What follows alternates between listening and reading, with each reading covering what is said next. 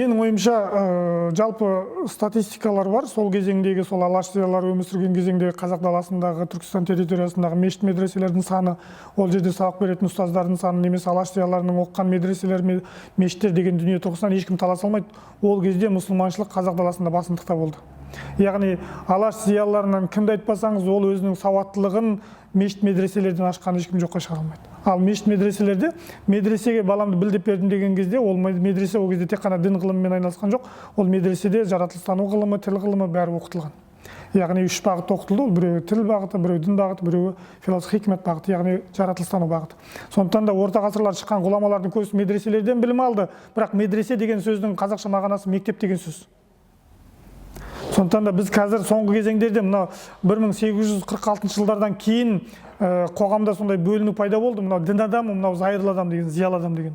Яғни бұл олай бөлінушіліктің қажеті шамалы. Менің ойымша кез келген адам, ислам дінде ондай нәрсе жоқ. Мысалы, буддизм дінде сондай дүние бар. Діндар адамға қойылатын талап бөлек, қарапайым адамға қойылатын талап бөлек. Исламда ондай нәрсе жоқ. Сен адам болсаң, Құдайдың пендесісің. Сен жаңа білімді алуың керексің, қоғамға игілікті жасауың керексің, Құдайдың алдындағы міндеттеріңді де орындауың керексің. Ол сен былай біреу, мысалы, молда Құран оқып берді, мен жауапкершілік құтылым, ондай жоқ. Сондай нәрсе исламда жоқ. Сол бір кейін арнайы түрде бөлінген дүние. Сондықтан да алаш зиялылары менің ойымша қарапайым азамат ретінде барлығы медреселерде, ауыл молдаларында сауаттыларын ашып білім алды. Кейін жоғары білімде әртүрлі салаларда оқыды. Біреу орман шаруашылығында оқыды, біреу басқа инженерлікті оқыды, басқа өзіңіз білесіздер.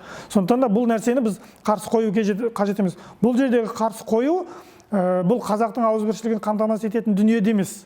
Өйткені Мағжанның өлеңдері бар. Сенің алдымен білетін ең бірінші бір ғылымың ол өзіңнің мұсылманша дін ғылымың дейді. Сондықтан да мұсылманшылықты оқуды да алаш зиялылары жоққа шығарды деп айта алмаймын. Ахмет Байтұрсынов қазақ әліпбиін жасаған кезде, егер араб тілін білмейтін болса, қазақ әліпбиін жасай алмаушы еді ол. Сондықтан да бұл жердегі оның бір жаңағы діндар қылып немесе дінсіз қылып көрсетумен біреудің шпаққа алып бармайды. Біз тарихымызды жоққа шығара алмаймыз, ол тарихтағы факт. Бірақ діндар қылып оны алға салып айдай беруде ол жақсы бір ұстын дүние емес, ол ақиқат дүние ғой, оны итермелеген сайын оның қадірі кетуі мүмкін.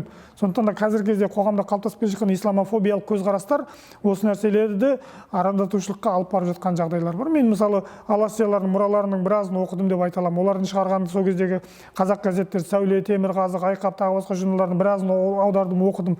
Оның ішінде дін деген дүние бар.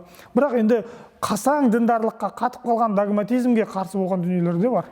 Оны біз жоққа шығара алмаймыз. Ол сын Абайда да бар, ол сын Шәкәрімде де бар. Кітапты молда теріс оқыр дағарадай болып сәлдесі, немесе Толстойдың алмаймын жаңа тырнағына, мың сопын алмаймын тырнағына деп Шәкәрім айтқан кезде, сол кезде сопылық құрып дін жасаған, діннің атынан сөйлеген адамдардың жаңағы топастығы, қоғамға жақсылық алып келмегендігі, дінді өз жеке бас мүддесіне пайдалануы, садақаның айналасында ойлануы, бұл ол кезде қазақтың ағартушыларын діндар болса да оларға ұнаған жоқ. Сондықтан ондай сындарды бұл дінсіз болды деп қабылдауға да болмайды. Ондай діндарлық, ондай жаңағы догматикалық ұстанымдағы адамдар қазір қоғамда да бар, болуы мүмкін. Оларға біз де сын айтуымыз керек. Ол дін ол емес. Дін деген ол емес, ізгілік деген ол емес, Құдай деген ол емес, Құран деген ол емес деген сияқты. Ондай жеке пендешілікпен айналысатын адамдар әр қоғамда болады деп ойлаймын.